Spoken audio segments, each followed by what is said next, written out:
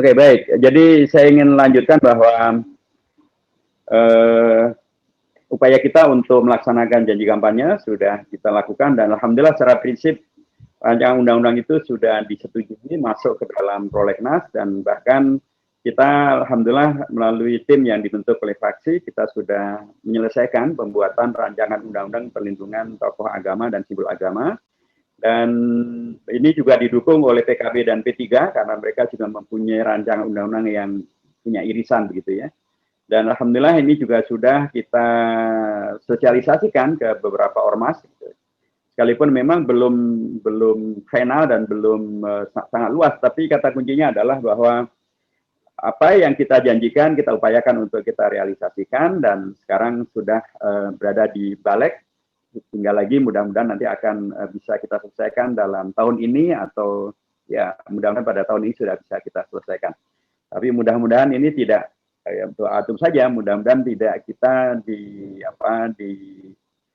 dilakukan manuver politik ya karena kita kemarin menolak RUU HIP dan kemudian menolak RUU tentang cipta kerja gitu ya dan kemudian ya bisa saja kemudian ada yang balas dendam dengan menolak RUU kita. Tapi ya nggak ada masalah. Yang penting kita sudah memperjuangkan apa yang harus kita perjuangkan. Dan melalui RUU itu kita mendapatkan dukungan yang luar biasa dari umat ya, dari ormas-ormas, dari tokoh-tokoh agama, terutama para kiai gitu ya. Karena memang begitu banyak kejadian yang menandakan betapa para ulama, simbol-simbol agama tidak mendapatkan perlakuan yang semestinya dihormati dan seterusnya. Syekh Ali Jabir di Palembang ditusuk gitu ya, kemudian masjid di Dago dilempari batu, kemudian musola di Tangerang Selatan dicoret-coret, sejarahnya disobek-sobek dan Al-Qur'annya juga demikian. Jadi banyak sekali peristiwa-peristiwa yang semakin membuktikan bahwa rancangan undang-undang ini memang diperlukan dan alhamdulillah PKS melaksanakan itu dan mudah-mudahan sekali lagi justru dengan beragam peristiwa yang ada kawan-kawan yang mungkin berpikir untuk menjegal PKS malah kemudian semakin mendukung PKS karena mereka tahu bahwa usulan PKS ini didukung oleh umat. Kalau mereka menjegal ya hanya merugikan mereka sendiri karena nanti akan terpublikasikan siapa yang mendukung dan siapa yang tidak mendukung dan pastilah ya mereka-mereka yang kemarin mendapatkan dalam tanda kutip penolakan umat karena mendukung RUU HIP dan mendukung RUU tentang cipta kerja mungkin nanti juga akan mendukung RUU usulan PKS karena itulah yang menjadi harapan daripada umat. Ya. Bapak sekalian, ketika kita terpilih, saya diamanatkan berada di Komisi 8. Komisi 8 itu memang hubungannya dengan Kementerian Agama, Kementerian Sosial, Kementerian Pemberdayaan Perempuan dan Perlindungan Anak, juga dengan KPAI, juga dengan Basnas dan lain sebagainya. Saya berharap bahwa keberadaan kita di Kementerian Agama itu paralel dengan tadi tugas kita untuk mensukseskan rancangan undang-undang tentang perlindungan agama, perlindungan tokoh agama dan simbol agama. Dan karenanya sejak awal kita atau saya berada di Komisi 8, saat itu juga saya mengadvokasi ya umat yang sangat resah dengan beragam tuduhan yang disampaikan oleh atau wacana disampaikan oleh Menteri Agama terkait dengan masalah radikalisme, terkait dengan masalah celana cingkrang, terkait dengan masalah cadar, dan belakangan terkait dengan masalah penyebaran radikalisme melalui ASN, para aktivis masjid yang disebut sebagai hafid Al-Quran, pintar bahasa Arab, good looking, dan lain sebagainya, termasuk juga sertifikasi para ulama, para penceramah. Ya, secara terbuka dan di depan Menteri saya langsung menyampaikan kritik ya. Saya sampaikan bahwa harusnya Kementerian Agama itu ingat betul dengan sejarah berdirinya Kementerian Agama. Kementerian Agama itu didirikan karena negara berterima kasih kepada umat Islam yang telah berkorban dan sekaligus memberikan hadiah menyelamatkan Pancasila supaya Indonesia tidak pecah. Itu pada tanggal 3 Januari tahun 1946. Karenanya jangan sampai Kementerian Agama yang didirikan karena negara berterima kasih pada umat Islam ini justru sekarang Kementerian Agama yang dinilai oleh umat Islam sebagai malah memojokkan umat Islam, mencurigai umat Islam, mencitra negatifkan umat Islam. Harusnya Kementerian Agama berada di garda terdepan membela kepentingan umat Islam. Dan ketika terjadi pandemi dan lain sebagainya, saya sampaikan secara langsung di dalam rapat itu agar betul-betul Kementerian Agama tidak kalah dengan Kementerian Pendidikan dan Kebudayaan, karena Kementerian Pendidikan dan Kebudayaan itu begitu agresif dan inovatif ya, memberikan bantuan dan sekaligus solusi terhadap permasalahan pendidikan ketika terjadi COVID-19. Karenanya dibuatlah modul pendidikan jarak jauh, mereka kerjasama dengan TV, dan bahkan juga menghadirkan anggaran-anggaran yang sangat luar biasa.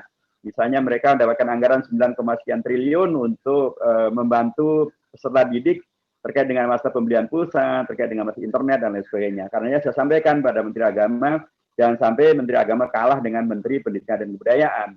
Haruslah kemudian Kementerian Agama juga punya program untuk membantu para santri, para pelajar di madrasah, para guru ngaji, guru agama, para kiai dan lain sebagainya ketika mereka terkena juga dampak daripada COVID-19. Harus ada yang saya sebut sebagai keadilan anggaran. Ya. Dan bahkan bukan hanya untuk mereka saja, saya sampaikan agar Kementerian Agama juga membantu mahasiswa-mahasiswa Indonesia yang belajar agama di luar negeri. Mereka adalah kader-kader umat, kader-kader bangsa, yang juga mendapatkan dampak yang sangat berat ya akibat daripada COVID-19. Ya, sebagian dari program itu secara prinsip mereka menyetujui begitu ya, dan sebagian daripada program itu kemarin atau satu bulanan yang lalu gitu ya, bisa realisir bantuan untuk pesantren-pesantren, untuk madrasah diniyah takmiliyah, dan juga untuk lembaga tahfidz Al-Quran, hampir 300 lembaga lebih gitu ya. Dan inilah baru pertama kali ada bantuan untuk mereka. Nah, kita berharap ini akan bisa terus berlanjut. Doa antum saja, dan mudah-mudahan akan bisa antum tidak lanjuti juga, sehingga dengan demikian maka ada kesinambungan antara apa yang kita perjuangkan dengan maslahat yang bisa didapatkan oleh warga. Demikian juga saya sampaikan pentingnya ketika mengatasi masalah COVID-19 ini, penting juga untuk mempertimbangkan faktor spiritual. Kita mengatasi dari sisi kesehatan iya, mengatasi dari sisi ekonomi juga iya, tapi dari sisi spiritual juga harus kita tempuh. Kita ada bangsa Indonesia, bangsa beragama, berpancasila, ketuhanan yang maha esa.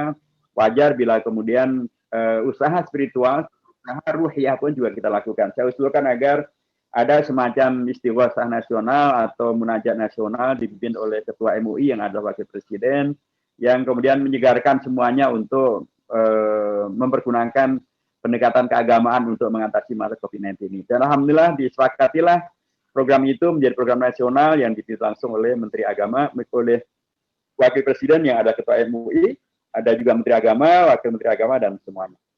Bagian daripada yang sudah kita kerjakan untuk yang kaitannya dengan masalah pendidikan, masalah keagamaan. Adapun terkait dengan tugas yang lain, seperti yang Anda ketahui bahwa kita berada di DPR itu artinya kita berada di cabang kekuasaan yang disebut sebagai legislatif. Karena dalam konteks atau teori trias politika itu ada kekuasaan eksekutif itu di presiden, di para menteri, gubernur, bupati, dan wali kota, dan seterusnya. Ada juga yang kemudian kekuasaannya adalah yudikatif, itu adalah kekuasaan hukum yang ada pada Menteri Mahkamah Agung, Mahkamah Konstitusi, Kejaksaan Agung, dan sejenisnya. Dan kita adalah di kekuasaan legislatif, di situ ada MPR, ada DPR, dan ada DPD. Kekuasaan legislatif itu memang mempunyai 4 peran paling utama. Satu adalah untuk membuat regulasi, aturan-aturan bersama dengan pemerintah, begitulah ketentuan undang-undang dasarnya. Dan kemudian adalah membahas budget, hak budgeting. Dan yang berikutnya adalah untuk melakukan kontrol pengawasan terhadap kinerja pemerintah, dan yang keempat adalah fungsi representasi.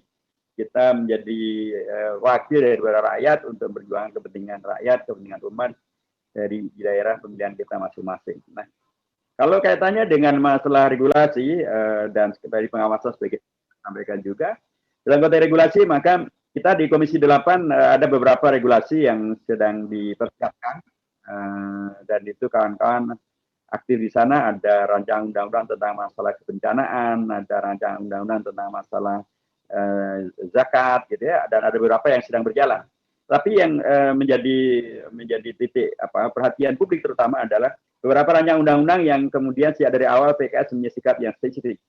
Pertama tentu adalah Perpu nomor 1 tahun 2020 yang kemudian menjadi Undang-Undang nomor 2 tahun 2020. Ini adalah satu Perpu yang ditolak oleh PKS dan juga oleh Demokrat karena menurut PKS, menurut kami ini adalah satu Perpu yang tidak menjawab masalah. Kalau judulnya tentang masalah penanganan pandemi COVID-19, tetapi sebagian besar isinya justru adalah terkait dengan masalah recovery ekonomi.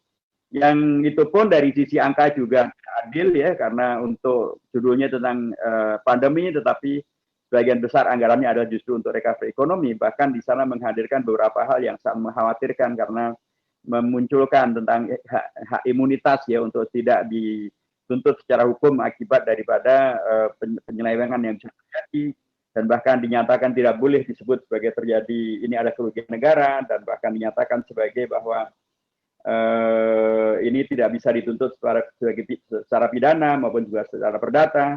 Dan kemudian muncullah beragam hal yang mengkhawatirkan bagaimana pengelolaan anggaran yang sangat besar.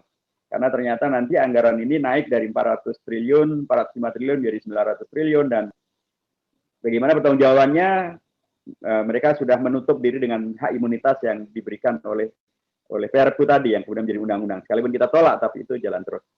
Kemudian yang kedua tentu adalah rancangan undang-undang tentang HIP yang begitu luar biasa heboh.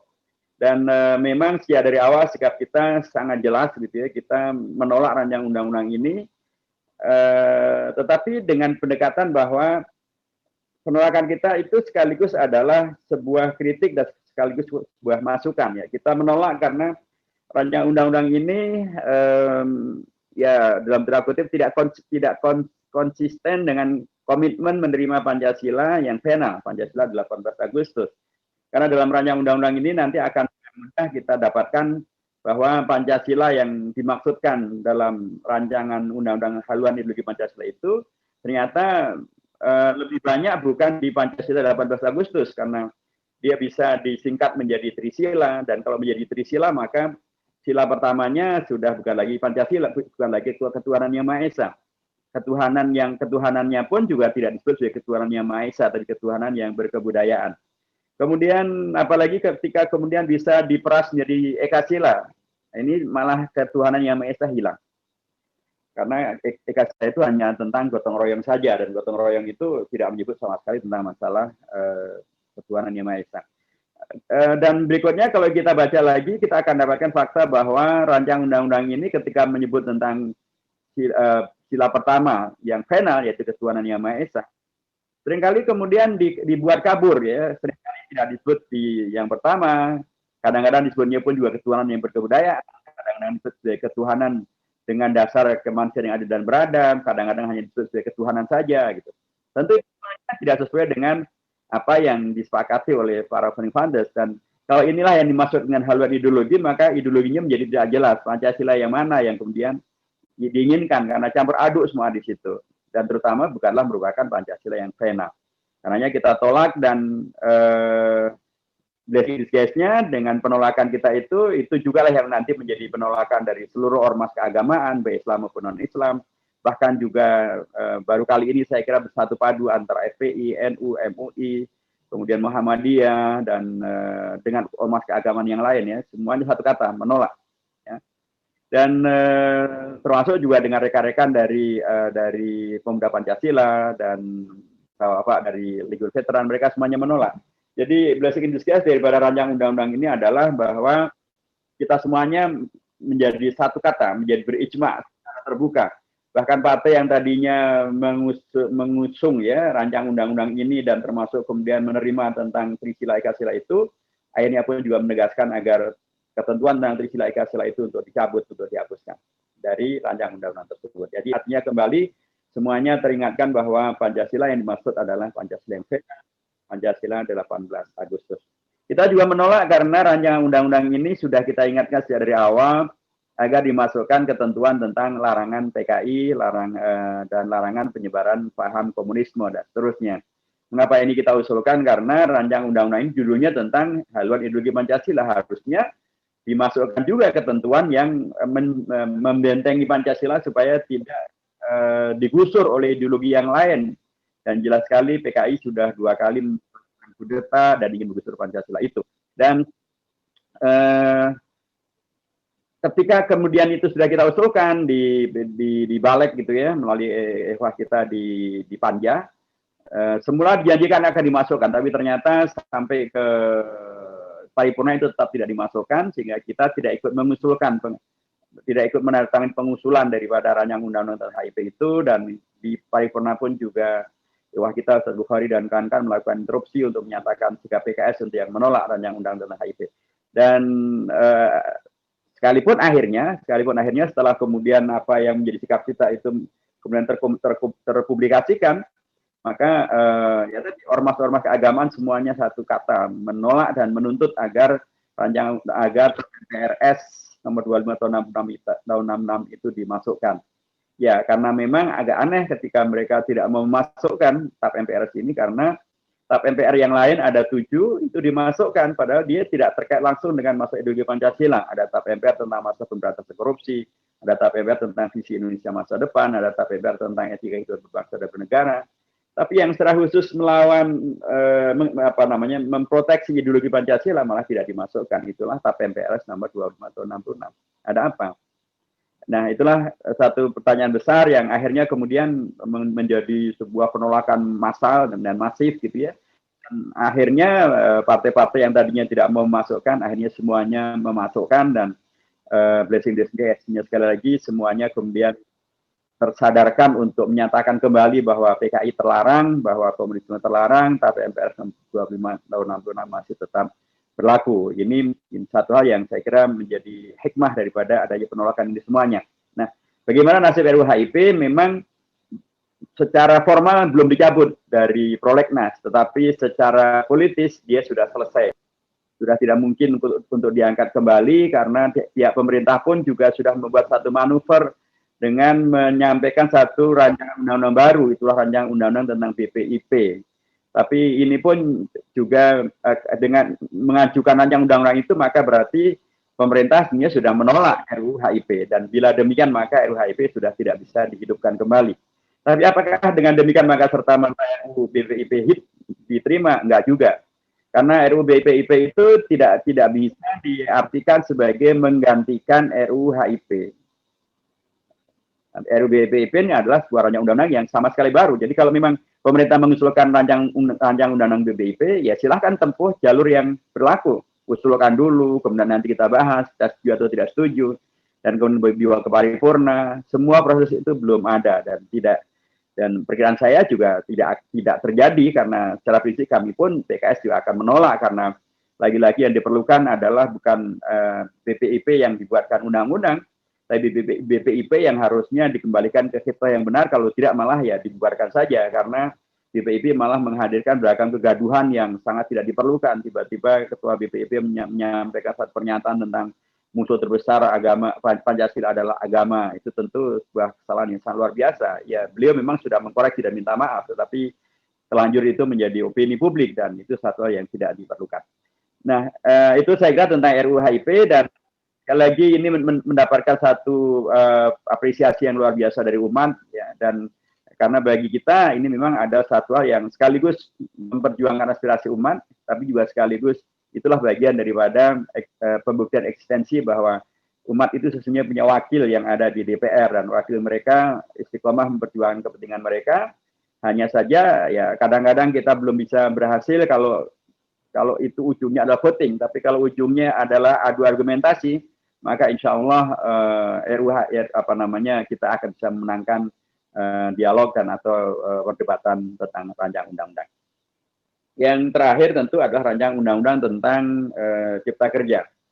Rancangan undang-undang Cipta Kerja ini atau Omnibus Law Cipta Kerja ini sejak dari awal kita di fraksi, baik itu fraksi PKS di MPR, fraksi PKS di DPR maupun juga di DPP, sehingga sudah menggelar kajian-kajian yang serius ya, ada seminar, ada sekolah konstitusi, menerima aspirasi dari para pakar, pimpinan serikat pekerja dan lain sebagainya. Itu sejak tanggal 20-an Februari. Jadi sejak sebelum yang lainnya bicara tentang RUHP ini, kita PKS sudah melakukan kajian dan menyampaikan pernyataan terbuka. Kita menolak ini adalah satu rancangan undang yang sangat bermasalah, bertentangan Undang-Undang Dasar, karenanya kita menolak.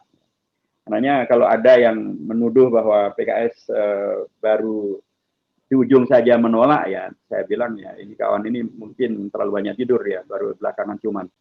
Karena faktanya sejak tanggal 24 Februari kita sudah buat pernyataan terbuka yang demikian sangat luar biasa jelas dan tegas tentang penolakan kita. Kita menolak karena terutama kalau saya dari sisi konstitusi, rancangan undang-undang ini sangat bertentangan dengan konstitusi. Ya. Kalau bab omnibus law-nya sih nggak ada masalah. Omnibus law itu adalah suatu metode pembuatan undang-undang yang merangkum banyak undang-undang untuk kemudian dijadikan ya dalam satu undang-undang saja. Karena MPR pun juga sudah melakukan hal yang sejenis. Pada tahun 2003 MPR melakukan omnibus law TAP MPR dan MPR. Jadi seluruh TAP MPR dan MPR di tahun 60 sampai tahun 92 itu kami rangkum dan kemudian kami putuskan dalam satu TAP MPR saja. Dan kemudian ada klasifikasinya. Itu adalah juga sejenis omnibus law dan tidak bermasalah karena tidak bertentangan dengan Undang-Undang Dasar dan karena memang proses dan hasilnya pun juga benar. Nah, RUU Omnibus Law ini kita tolak ya dan tapi kita kemudian masuk ya ke dalam panitia kerja karena kita ingin mengawal agar penolakan kita itu betul-betul bisa efektif mengkoreksi pasal-pasal yang ada dan bisa juga tetap memasukkan beragam aspirasi daripada umat ya. Salah satu yang kita efektif berhasil adalah mengkoreksi pasal 170. Pasal 170 itu adalah pasal yang sangat berbahaya karena di dalamnya ada ketentuan tentang bahwa dalam rangka menjalankan undang-undang ini maka pemerintah dapat merubah undang-undang dengan peraturan pemerintah. Ini sangat berbahaya. Kalau kemudian peraturan pemerintah bisa merubah undang-undang, maka negeri ini akan berubah menjadi negeri yang rezimnya ada rezim kekuasaan eksekutif dan bukan rezim konstitusi, bukan rezim demokrasi. Ya. Dan apalagi ketentuan itu bertentangan dengan Undang-Undang Dasar pasal 5 ayat 2 menegaskan bahwa yang namanya peraturan pemerintah itu bukan untuk merubah undang-undang, tapi adalah untuk melaksanakan undang-undang. Karena memang secara hierarkis peraturan pemerintah di bawah undang-undang, bagaimana mungkin yang di bawah akan kemudian menggusur yang di atasnya. Ya, dan kemudian di ayat berikutnya disebutkan bahwa dalam rangka perubahan undang-undang melalui peraturan pemerintah ini, maka pemerintah cukup berkonsultasi atau dapat berkonsultasi dengan pimpinan DPR. Ini bertentangan dengan Undang-Undang Dasar pasal 20 ayat 1. Karena DPR itu tidak direpresentasikan oleh ketua atau oleh pimpinan. Ya. Dan dalam rangka untuk membuat undang-undang tidak cukup hanya dengan konsultasi, tapi harus dengan menyertakan lembaga-lembaga yang terkait yang ada di DPR, apakah namanya balik dan lain sebagainya. Kritik kita ini alhamdulillah bertemu juga dengan kritik dari banyak pihak dan akhirnya pasal 170 yang sangat bermasalah ini dicoret dan tidak masuk kembali di dalam rancangan undang-undang tentang Cipta Kerja. Juga kita kritisi tentang banyaknya ketentuan yang sudah digugurkan oleh Mahkamah Konstitusi tapi masih dimasukkan kembali. Itu bertentangan dengan pasal 24 dari Undang-Undang Dasar. Jadi kalau ketentuan Mahkamah Konstitusi itu sifatnya adalah final dan mengikat. Tapi ini dihidupkan kembali. Misalnya tentang Mahkamah Konstitusi sudah menerima judicial review ya, yang menggugurkan apa yang dilakukan oleh yang menggugurkan aturan yang dibuat oleh Kementerian Dalam Negeri yang di mana Kementerian Dalam Negeri memberikan hak pada dirinya untuk mencabut peraturan daerah yang dibuat oleh DPRD maupun oleh pemerintah daerah. Itu bertentangan dengan Undang-Undang Dasar. Sebab kalau untuk peraturan daerah, maka yang akan mencabut bukanlah Kementerian Dalam Negeri, tapi yang mencabut adalah Mahkamah Agung. Ya. Nah ini jadi ketentuan aturan Kementerian Dalam Negeri tadi sudah dicabut oleh Mahkamah Konstitusi, tapi dimunculkan kembali di dalam rancangan undang-undang Cipta Kerja itu. Akhirnya kita kritisi dan alhamdulillah itu juga bisa terkoreksi. Jadi secara prinsip ketentuan yang bertentangan dengan keputusan Mahkamah Konstitusi dicorek, dikembalikan kepada keputusan Mahkamah Konstitusi. Tapi yang terkait dengan masalah Kementerian Dalam Negeri tadi masih ada yang tricky, tapi mudah-mudahan akan tersisa dikritisi. Begitulah. Jadi banyak hal yang kemudian kita usulkan bisa masuk ya, termasuk juga ketentuan tentang masalah apa namanya, penyelenggaraan umroh. Ya, semula di dalam rancangan undang-undang ini penyelenggaraan umroh itu begitu liberal, bisa dilakukan oleh siapa saja, agamanya apa saja. Tentu itu sangat tidak sesuai dengan aspirasi umat gitu ya. Karena umroh adalah peristiwa agama Islam dan terkait juga dengan Mekah dan Madinah yang tanah suci, dan karenanya dan umat Islam sangat banyak yang pun masih mampu mengelolanya. Kita menolak ketentuan itu dan kita usulkan agar umroh itu diselenggarakan oleh umat Islam dan harus beragama Islam dan oleh orang Indonesia. Alhamdulillah itu menjadi ketentuan yang diterima dan masuk di dalam ketentuan rancangan undang-undang tentang cipta kerja.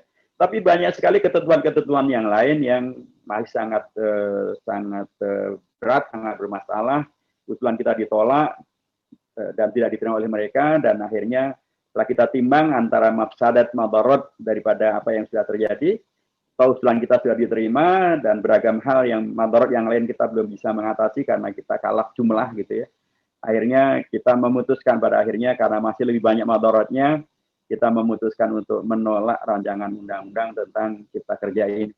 Dan apalagi belakangan semakin nyata bahwa banyak hal misterius dalam rancangan undang-undang ini karena pada proses pengambilan keputusan akhirnya pun juga bermasalah ya. Ketika diputuskan di DPR itu belum ada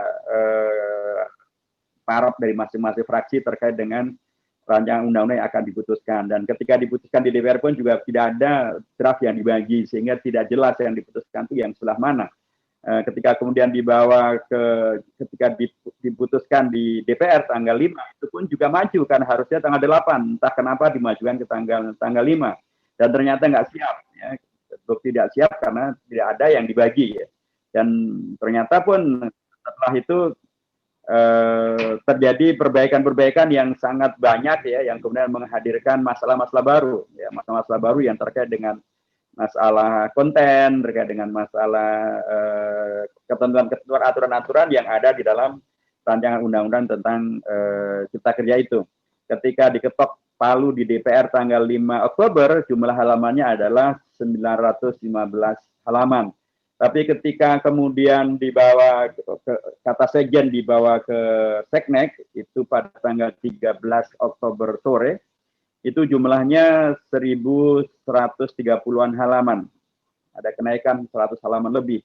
Tapi malam harinya, sekitar 9 malam, muncul pengumuman baru bahwa yang dibawa ke Seknek jumlahnya bukan 1.130-an halaman, tapi 812 halaman. Loh, kok menjadi berubah-ubah semuanya? Halamannya berubah-ubah, kita khawatir juga kontennya berubah-ubah. Dan tapi masalahnya ini tidak bisa diakses, tidak bisa kemudian saat itu tidak bisa dibandingkan. Dan belakangan malah muncul informasi terakhir sekali yang dibagi yang dari Seknek ternyata ada lagi perbaikan-perbaikan lagi sehingga yang disampaikan ke fraksi tadi informasinya kembali kepada yang 1.100 halaman lebih. Nah, ini menghadirkan beragam hal yang sangat bermasalah. Rancangan undang-undang ini yang tadinya diharapkan menyederhanakan peraturan perundangan, tapi sekarang menjadi tidak sederhana karena kontroversi dan masalah-masalah yang tidak jelas ini. Dan kalau diharapkan tadinya akan menjadi sederhana, juga menjadi tidak sederhana karena terlalu banyak peraturan pemerintah yang dibuat. Dan peraturan pemerintah itu tidak terhingga bagaimana bentuknya. Kemudian kalau diharapkan akan menghadirkan kepastian hukum, juga kepastian hukum jadi tidak jelas karena tadi rancangan undang-undang yang disahkan yang mana, yang berlaku yang mana, semuanya menjadi tidak jelas. Inilah hari ini kawan-kawan kita di fraksi sedang menyisir ya, dan kemungkinan besar besok akan menyampaikan temuan mereka yang sudah mulai dibocorkan oleh Dr. Mulyanto bahwa memang ditemukan adanya pasal-pasal penudupan, pasal-pasal tambahan. Dan besok akan disampaikan secara lebih detail lagi banyaknya pasal-pasal yang juga ditemukan oleh pihak yang lain. Tempo juga menemukannya, pihak yang lain juga menemukannya, yang menandakan bahwa rancangan undang-undang ini penuh dengan masalah. Bila demikian halnya, maka lewat sekalian, apa yang disampaikan oleh Pak Mahfud MD mungkin akan menjadi penting karena beliau menyampaikan hari ini bahwa bila terbukti bahwa rancangan undang-undang yang diketok palu di DPR itu ternyata mengalami perubahan, maka berarti terjadi sebuah kesalahan formil dan itu bisa berujung kepada undang-undang ini dibatalkan. Nah, demo-demo yang terjadi di mana-mana yang intinya adalah menuntut agar rancangan undang-undang itu dibatalkan, barangkali akan bertemu dengan fakta yang memungkinkan itu dibatalkan karena Pak Jokowi menolak untuk mengeluarkan Perpu. Kalau dibawa ke MK orang juga pesimistik dengan MK gitu ya. Tapi mudah-mudahan dengan dengan ditemukannya begitu banyak pasal selundupan membuka ruang untuk ini bisa dikoreksi. Saya termasuk bagian dari yang terus mengkomunikasikan masalah-masalah ini, dan itulah bagian dari yang kita lakukan dalam rangka untuk perjuangan legislasi kita. Apa yang kita lakukan juga kita tegaskan bahwa sikap kita ini adalah sikap memperjuangkan dan menindaklanjuti aspirasi dari ormas-ormas Islam, dari NU, dari Muhammadiyah, dari MUI, dari Kongres Umat Islam, dari termasuk juga dari serikat-serikat pekerja yang semuanya memberikan masukannya. Ibu sekalian, tentu kegiatan ini akan berjalan terus dan ini belum selesai, dan mudah-mudahan doa untuk juga, mudah-mudahan apa yang kita lakukan akan betul-betul membawa manfaat yang banyak bagi umat, bagi bangsa, bagi negara, termasuk bagi eksistensi daripada partai kita yang membuktikan dirinya sebagai partai yang berkhidmat untuk kepentingan umat, bangsa, dan negara, termasuk rekan-rekan pekerja, dan mereka memberikan apresiasi dan terima kasih atas sikap PKS yang istiqomah membela kepentingan mereka semuanya. Saya kira itu yang saya sampaikan pada malam hari ini. Kita bisa lanjutkan dengan mungkin dialog ya untuk beberapa waktu, dan masih ada waktu panjang untuk kita sampai bisa melaksanakan beragam janji-janji kampanye yang tadi sudah saya sampaikan di depan. Barakallahu fikum jami'an. Assalamualaikum warahmatullahi wabarakatuh. Waalaikumsalam warahmatullahi wabarakatuh. Baik, alhamdulillah. Waalaikumsalam warahmatullahi wabarakatuh. Jazakallah khair kepada Ustadz Hidayat Nur Wahid yang telah menyampaikan begitu detail tentang semua permasalahan yang kita hadapi bersama pada saat ini bersama kondisi bangsa. Ustadz mohon izin untuk nanti peserta memberikan beberapa pertanyaan. Alhamdulillah pada kesempatan hari ini yang ikut berpartisipasi dalam acara ini sebanyak 124 orang. Mungkin nanti sampai sekitar pukul 21.25 lah atau 30. Silakan.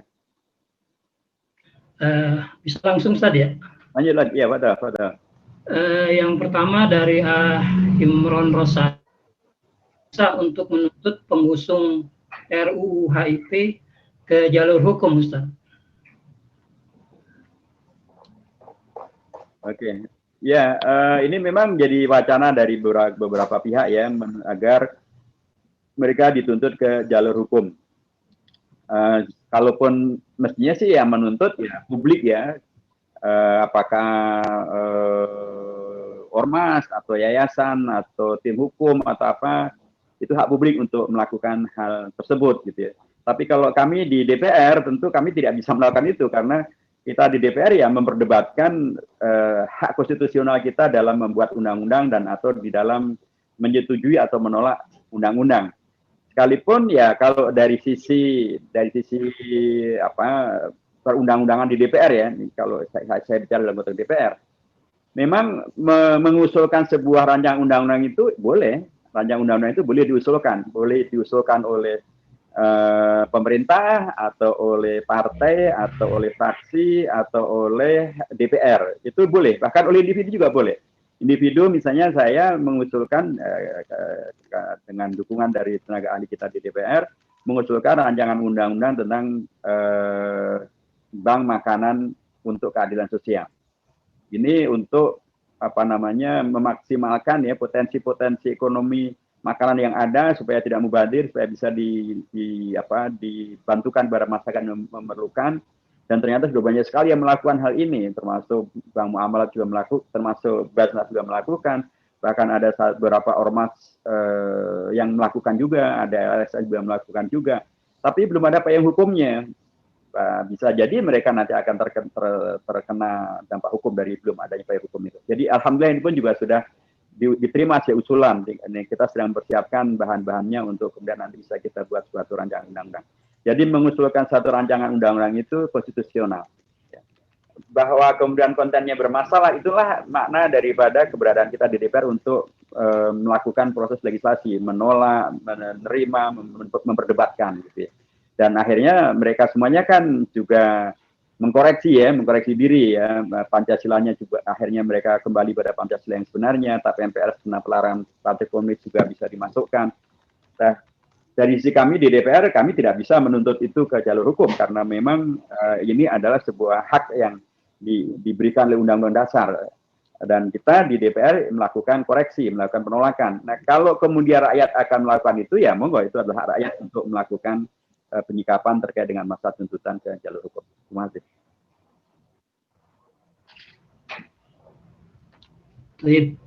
Yang kedua, Ustaz, apakah Undang-Undang Cipta Kerja yang sudah diketok palu dan disetujui bisa dibatalkan, atau ada cara yang lebih elok gitu, Ustaz?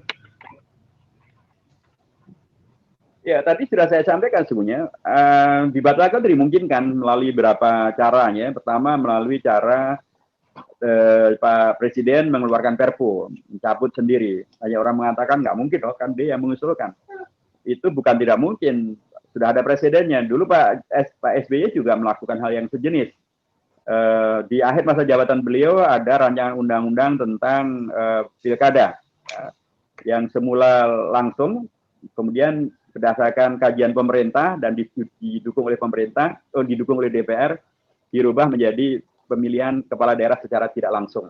Ya, jadi konsepnya adalah gubernur, bupati, dan wali kota tidak lagi dipilih oleh rakyat, tadi dipilih oleh DPRD. Sudah ketok palu, ya. Tapi karena Pak SBY di demo di mana-mana, akhirnya ketika beliau pulang ke Indonesia, di luar negeri pun beliau di demo, akhirnya beliau membuat Perpu mencabut undang-undang yang baru disahkan beberapa hari. Jadi kalau Pak Jokowi mencabut, sesungguhnya beliau bukan bid'ah gitu ya, artinya bukan baru pertama kali. Sebelumnya juga Pak SBY juga mencabut. Jadi bukan masalah kalau kemudian Pak Jokowi mencabut. Itu satu. Nomor dua, bisa juga melalui yang tadi yang disebut sebagai judicial review ke Mahkamah Konstitusi. Tapi banyak orang mengkhawatirkan Mahkamah Konstitusinya kayak begitu, udah berapa kali juga sangat mengecewakan karena ya hampir yang dimenangkan adalah apa yang sesuai dengan apa yang menjadi sikap daripada pemerintah. Nah, ini banyak orang yang juga sangat tidak nyaman untuk memakai Mahkamah Konstitusi. Ada juga yang kemudian menyampaikan satu alternatif baru, yaitu yang namanya, kalau tadi kan ada namanya judicial review, ada yang namanya Perpu, ada yang namanya legislative review. Legislative review itu adalah sebuah hak konstitusional yang diberikan kepada DPR ya untuk membuat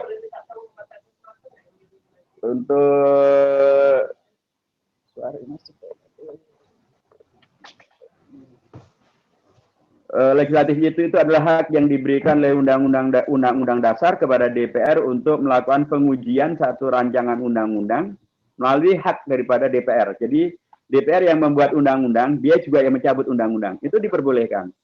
Dan ada presidennya, yaitu DPR pernah mencabut undang-undang tahun 63. Ya. Tetapi sekali lagi memang ini adalah satu hal yang menjadi sangat unik kalau itu dilaksanakan. Tapi dari sisi celah hukumnya itu dimungkinkan. Jadi tiga kondisi tadi memungkinkan. Tapi apakah akan bisa terjadi atau tidak? Memang tidak cukup mudah untuk memprediksi. Tapi perkiraan saya justru alternatif terakhir dengan adanya atau dengan pembuktian telah terjadinya kesalahan formil, perubahan ketentuan dalam undang-undang setelah diketok palu, itu yang nanti akan menjadi sesuatu yang barangkali malah akan menjadi pintu baru untuk menggugurkan undang-undang tentang cipta kerja. Ini bagian-bagian yang sedang disiapkan, sedang dikaji, dan sedang dimaksimalkan oleh kawan-kawan kita di fraksi. Terima kasih.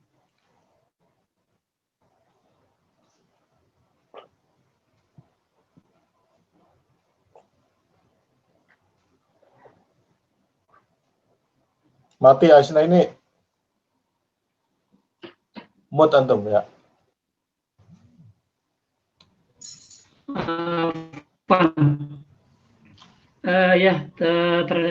Sepertinya sudah ada beberapa pertanyaan yang langsung dijawab sama Ustadz nih sekali. Beberapa pertanyaan. Kemudian yang di luar sudah dijawab. Bentar Ustadz. Nah, ini dari Ustadz Rizaluddin. apa yang bisa dilakukan jika bisa dibuktikan bahwa teksnya berubah secara substansi dari sejak sidang paripurna? Bukankah ini pelanggaran hukum? Apalagi draft ini dikabarkan media sedang dibaca Presiden. Demikian, Ustaz. Ya, itu bisa nanti apakah melalui kewenangan di DPR maupun juga kembali kewenangan di tingkat Mahkamah Konstitusi ya untuk menggugurkan berdasarkan bukan lagi sekedar kaitannya dengan judicial issue dalam konteks Mahkamah Konstitusi, tapi lebih kepada memang telah terjadinya sebuah penyelenggaraan pembuatan undang-undang yang tidak sesuai dengan aturan perundang-undangan yang dengan sendirinya maka akan bisa menggugurkan daripada undang-undang yang dimaksud. Jadi nanti ketika ke Mahkamah Konstitusi, babnya bukan menguji undang-undang itu karena bertentangan dengan undang-undang dasar, tetapi karena dia tidak melaksanakan ketentuan perundang-undangan yang ada. Nah, tentu kalau pendekatannya kepada jurus yang kedua tadi, tentu akan lebih mudah untuk kemudian bisa dibuktikan ke tingkat publik. Sebab kalau hubungannya dengan Mahkamah Konstitusi akan menilai satu peraturan perundangan bertentangan dengan undang-undang dasar atau tidak, itu bisa sumir, perdebatannya bisa panjang. Tapi kalau bahwa ini telah terjadi penyimpangan karena adanya penambahan pasal atau pengurangan pasal, itu tentu sangat mudah dilihat oleh siapapun. Mudah-mudahan dengan cara itu maka Mahkamah Konstitusi bisa lebih objektif untuk kemudian menggugurkan undang-undang ini ketika terbukti memang terjadi banyak penambahan dan atau banyak pengurangan.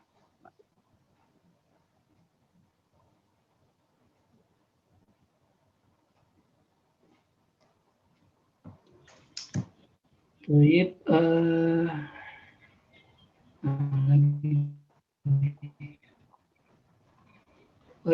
dari Bu Yuda kayaknya, atau siapa nih? Gimana?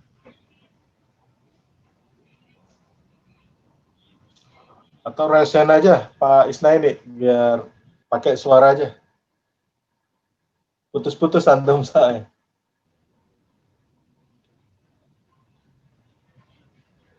Pak Yuda mungkin bisa langsung menyampaikan. Atau silakan yang bertanya. Boleh. Bisa dengar ya, Ustaz ya? Ya Pak Yuda, silakan. Silakan. Ya Pak Yuda.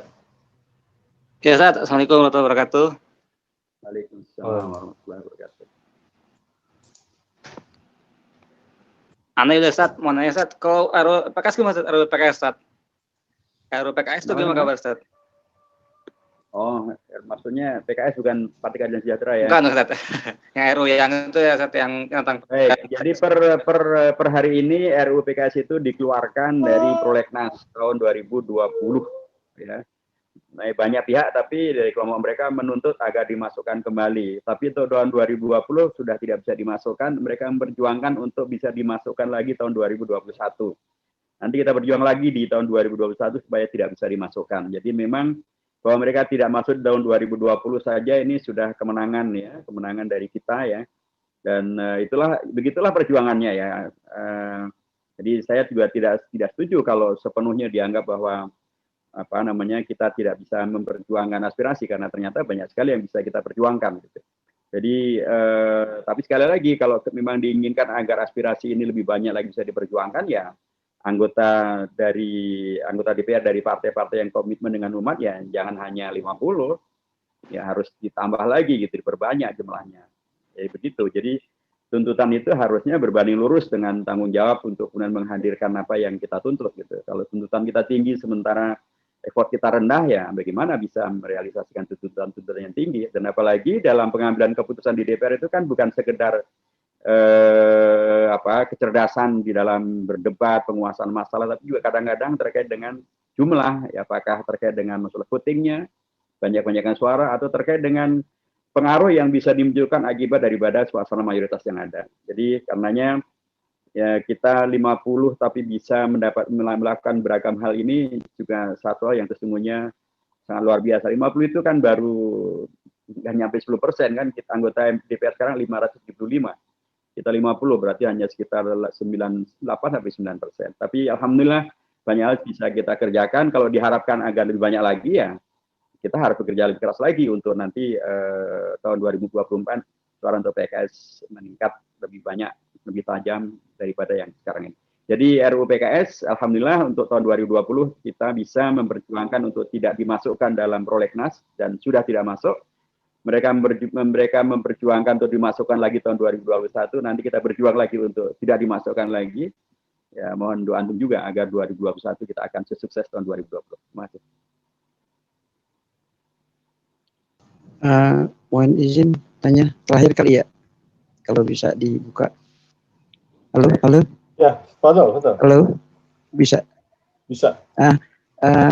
Ini ya, dari teman-teman kita yang teman kantor, teman yang lain itu mempertanyakan warga Cina tuh selalu masuk banyak ke ini dan kita nggak bisa berbuat apa-apa. Nah, Masuk apa kemana? yang masuk ke Indonesia? Masuk ke Indonesia itu dari beberapa, banyak banget itu kan sering itu. Nah banyak tahu tapi kita sebagai rakyat nggak bisa banyak berbuat. Nah, apa upaya dari teman-teman kita nih, Ustaz Dayat, Ustaz ini HNW untuk mencegah itu gitu. Itu aja. Ya, itu harus menjadi kesadaran bersama saja. Ya, kalau kita kalah pilpres ya begini jadinya.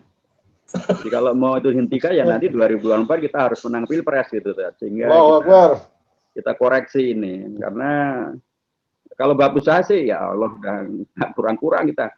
Apakah kritik secara terbuka di dalam rapat di DPR, di Komisi 1 dengan 2 menteri luar negeri maupun dengan Panglima TNI, dengan BIN, itu kawan kita sudah ngomongnya sudah nggak keruan itu. Di media juga kita ngomong juga berkali-kali gitu ya. Tapi kan permasalahannya lagi-lagi ini politik kekuasaan ya, kuasa mereka maunya begitu. Dan jelas sekali lagi mudah-mudahan rakyat ya mendapatkan pelajaran yang sangat konkret gitu ya.